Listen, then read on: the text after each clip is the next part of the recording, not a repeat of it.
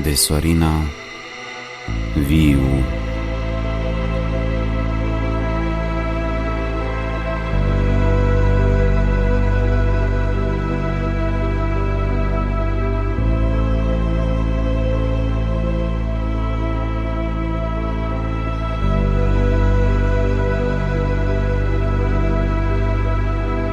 Mamă dragă și frumoasă, cu privirea ta duioasă, astăzi pentru tine vreau o urare ca să-ți dau. 9 luni tu m-ai purtat în al tău pântece curat și cu drag tu m-ai dorit și pe lume am venit.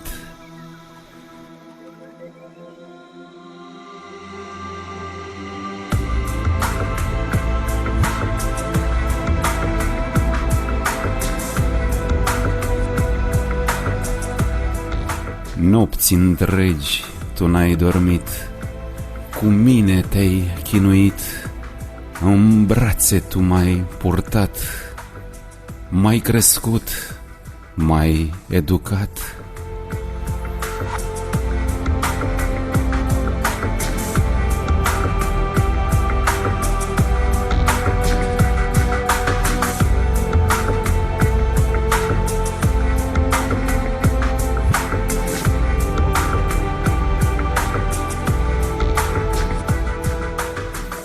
Tu ai fost doar pentru mine și mi-ai dedicat iubire și mereu m-ai învățat să am sufletul curat.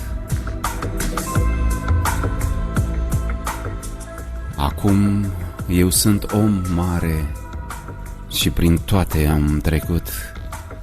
Mă gândesc la tine, mamă, te iubesc atât de mult.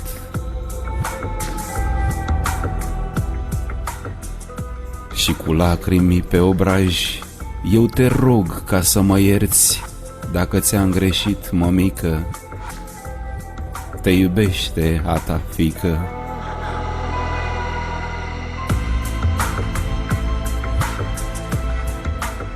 La început de primăvară este ziua ta, măi, mamă, și-ți urez cu glas duios să-mi trăiești mereu frumos.